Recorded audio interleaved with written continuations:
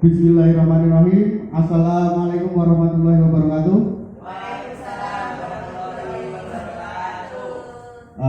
Selamat siang, salam sejahtera untuk kita semua. Pripun kabarnya Bapak Ibu hari ini? Alhamdulillah sehat Bu. Terima kasih telah memenuhi undangan kami untuk mengikuti pemaparan materi dari kami terkait dengan rencana tindak lanjut rancangan pembelajaran berbasis proyek dengan tema Jumat Sehat di SMP Negeri 2 Ngemplak. Di sini kami ingin berbagi praktek baik terkait dengan Jumat Sehat atau menyampaikan terkait dengan RTA kami terkait dengan Jumat Sehat. Yang pertama ada latar belakang. Latar belakangnya adalah kesehatan jasmani adalah salah satu faktor utama dalam mendukung keberhasilan siswa dalam kegiatan belajar. Berdasarkan pengamatan, banyak siswa yang kurang aktif secara fisik karena pola hidup yang cenderung statis dan kurangnya kegiatan olahraga rutin di luar jam pelajaran olahraga. Oleh karena itu, kegiatan Jumat Sehat ini dirancang sebagai upaya untuk membangun kebiasaan hidup sehat di kalangan siswa SMP melalui aktivitas olahraga yang menyenangkan dan edukatif. Kegiatan ini juga bertujuan untuk menanamkan kesadaran akan pentingnya menjaga kesehatan melalui olahraga, mempererat kebersamaan, serta meningkatkan daya tahan tubuh siswa dalam menghadapi aktivitas harian. Kemudian yang selanjutnya ada tujuan kegiatan. Untuk tujuan yang pertama, meningkatkan kesadaran, yaitu menumbuhkan kesadaran siswa tentang pentingnya kesehatan jasmani sendiri. Yang kedua, kebiasaan hidup sehat, di mana membiasakan siswa untuk berolahraga secara rutin dan teratur. Tiga, pengembangan karakter, untuk melatih siswa dalam kerjasama, disiplin dan tanggung jawab melalui aktivitas kelompok. Yang keempat adalah peningkatan kebugaran, yaitu membantu siswa meningkatkan daya tahan, kekuatan dan kelincahan fisik. Yang kelima, pendidikan gizi, memberikan pemahaman tentang pentingnya gizi seimbang untuk menunjang aktivitas fisik. Kemudian untuk sasaran kegiatan, sasarannya adalah untuk siswa SMP Negeri 2 Ngemplak, dimulai dari siswa kelas 7, kelas 8, dan siswa kelas 9. Kemudian yang selanjutnya adalah capaian yang diinginkan. Dalam hal ini ada capaian yang diinginkan. Yang pertama, siswa mampu berpartisipasi aktif dalam kegiatan olahraga rutin setiap Jumat dalam Jumat Sehat. Yang kedua, terbentuk kebiasaan positif untuk menjaga kesehatan fisik. Kemudian yang ketiga, siswa memahami pentingnya aktivitas fisik dan gizi seimbang dalam kehidupan sehari-hari. Yang keempat, terwujudnya kebersamaan dan solidaritas antar siswa dalam berbagai aktivitas kelompok. Kemudian yang terakhir, terciptanya lingkungan sekolah yang mendukung pola hidup sehat dan aktif, dalam artian aktif dalam berolahraga. Untuk waktu dan tempat, setiap hari Jumat pukul 7.30 sampai dengan 09.00 waktu Indonesia bagian Barat. Untuk tempatnya lapangan sekolah di halaman, kemudian juga ada area sekitaran sekolah itu, ada lapangan di luar sekolah dan juga lingkungan sekolah, ada jalan yang bisa digunakan untuk jalan sehat. Kemudian struktur program. Untuk struktur program yang pertama ada senam pagi bersama. Dengan deskripsi kegiatan senam pagi diikuti oleh seluruh siswa dan guru. Untuk tujuannya meningkatkan kebugaran dan semangat melalui gerakan senam yang dinamis. Yang selanjutnya adalah pelaksanaannya dipimpin oleh guru PJOK atau siswa yang ditunjuk. Tapi juga boleh nanti ada misalkan Bapak Ibu guru juga boleh. Nanti mungkin ada Bapak Ibu guru, kita berkolaborasi antara seni tari dengan olahraga, nanti bisa berkolaborasi, mungkin seperti itu. Yang kedua ada jalan santai atau lari pagi. Untuk deskripsinya, jalan santai atau lari mengelilingi area sekolah. Jadi kita memanfaatkan area lingkungan sekolah, kita menggunakan jalan-jalan kecil di lingkungan sekolah untuk jalan atau lari pagi. Tujuannya melatih daya tahan kardiovaskuler siswa. Yang selanjutnya pelaksanaannya tetap dipandu oleh guru olahraga, dibantu dengan Bapak Ibu guru yang lain. Kemudian Siswa mungkin dibagi dalam kelompok kelompok besar atau kelompok kecil. Kalau kelompok besar langsung per kelas, atau kelompok kecil nanti dibagi bisa satu kelas dibagi 2 atau 3 dan 4. Kelompok yang dibedakan berdasarkan jarak atau kecepatan itu nanti berdasarkan kalau misalnya kita lari, kita ambilnya lari. Kita lari itu berdasarkan kecepatan. Kalau untuk jarak itu biasanya gerak jalan, itu jarak per kelas kita kasih space atau jarak untuk berjalannya. Yang keempat adalah ini masih struktur program. Yang ketiga maksud kami permainan kebugaran. Deskripsinya permainan kelompok seperti tarik tambang, ada estafet, atau ada lempar tangkap.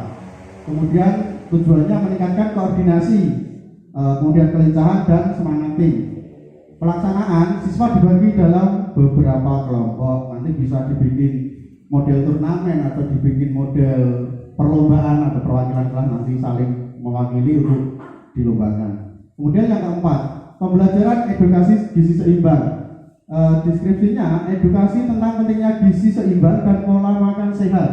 Nah ini sangat penting karena kita melihat untuk keadaan kesehatan anak-anak sekarang ini banyak sekali anak-anak yang stunting ya Bapak Ibu. Jadi di sini kami masukkan pembelajaran edukasi gizi seimbang. Jadi nanti ada program misalkan isi piringku, ada makan bersama dengan Bapak Ibu guru dan lain sebagainya, nanti bisa dikemas dalam bentuk pembelajaran edukasi gizi seimbang. Jadi tidak hanya makan, tapi sebelum makan kita berikan materi.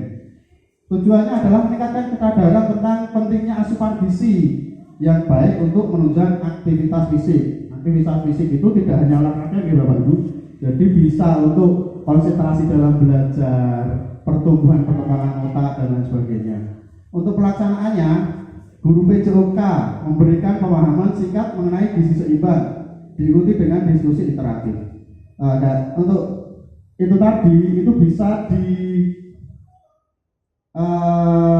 bantu dengan Bapak Ibu guru yang lain, mungkin dari guru IPA juga bisa nanti memberikan terkait dengan gizi itu yang seperti apa, makanan yang sehat seperti apa, proteinnya. Kemudian kita bisa juga mengundang narasumber mungkin dari puskesmas atau dari